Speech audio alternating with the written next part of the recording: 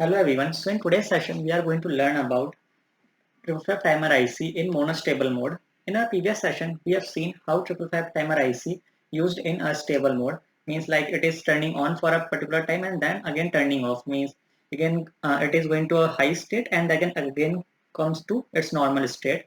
Now what we are going to do in this session, we are going to use this push button to switch it from a low stage to high stage, and it will remain in the high stage for a particular time period, that is the delay, which will be decided according based on our resistance and the capacitor value, that for how much time or what is the delay period for our LED. Oh, here is the LED which we are going to, like, it is for the output, so it will remain on for a particular time session, and after that it will again remain closed automatically. When we again press the switch, it will again goes on, and after some time interval it will again come down.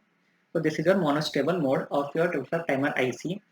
So for that we have to create the basic circuit which we have already created in our previous session.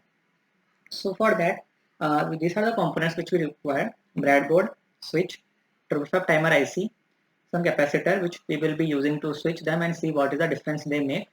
Apart from them, power source, LED, that is for output, resistance, and some jumper wires for connecting them. So let's put all of them aside and let's see what are the components which we read right now.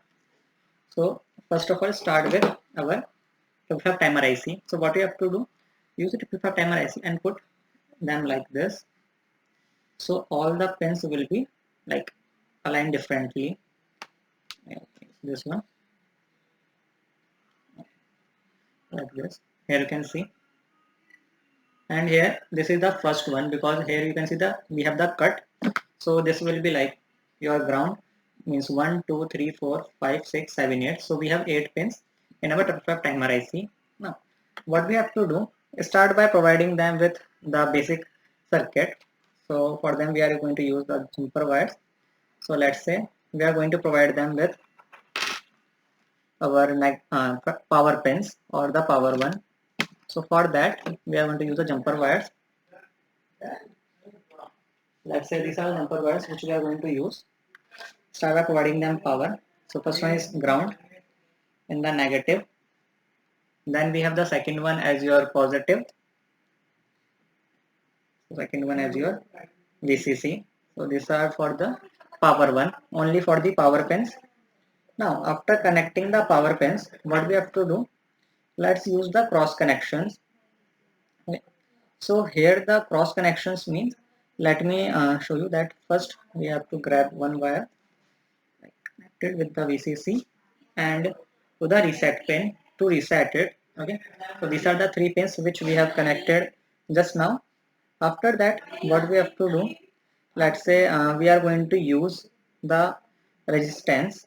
Okay, so here what we are going to do, so here you can see we have different value of resistance. So we are going to use this 100k resistance, and in this 100k resistance let's grab one and put them in the discharge pin. So this is your 7th number discharge pin, and from 7th number connect it to the positive, directly to the positive one, means we are giving the discharge directly with the positive pin. After that we are going to use this capacitor to hold the current value for a particular time duration, that is depend on the capacity of your this capacitor. So as you can see it is polarized because it has two leg, one is long, one is short, means it has a positive as well as negative pin. So what we have to do, connect the positive pin with your discharge. This one is your positive with the discharge, and the negative one with the negative pin. Like here you can see, these are the simple connection which we have done till now.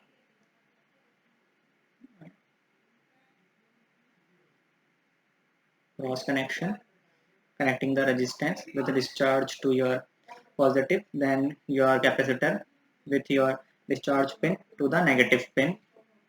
That's it. Now what we have to do after connecting them, we have to short them. Like we have to short the 6th and 7th number pin. So let's say this is your 6th number pin and this is your 7th number. So let's short them using the jumper wire. We have shorted them. Now after that, after shorting the wire, let's use our LED. So here is our LED as an output device. So we are going to use its positive pin and connect it to the output pin. So the third number pin is our output. So connected it to the third number pin, and this is your negative pin, which we are going to connect it with the our 220 ohm resistance, and with this to the negative pin. Simple connection, 220 with the negative pin. After that, what we have to do now, we have left with this switch. So let's connect this switch here so that all the four pins will be different. Right. After that, what we are going to do, out of these four pins, the first one, let's say we can directly put them as a ground. So use a jumper wire and directly put them as a ground. Okay. Now for the second pin, what we can do, we have to use it and put it to the second number pin.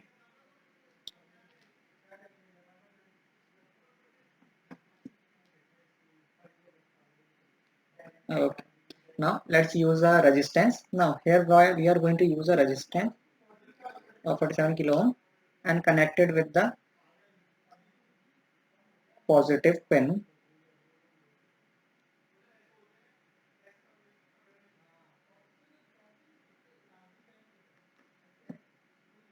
Okay. So this is our circuit. Now let's use the power source to give power to it. So positive with the positive and negative with the negative. But here what we have to do, we have to also use two jumper wires because we have used both positive and negative from here and here also. Okay, because here you can see it is not working correctly because we have used a negative supply of here also, so we have to use more jumper wires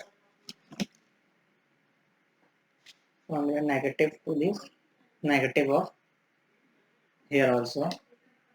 Okay, now we also provide it this positive voltage also. So let's use another jumper wire.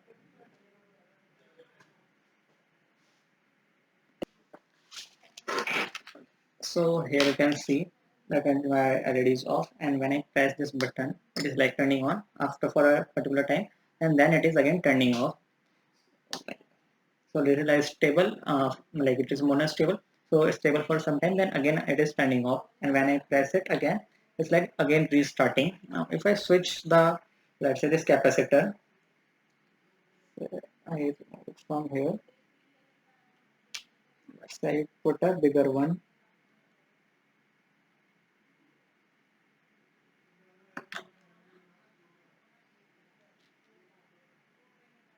You have to insert it.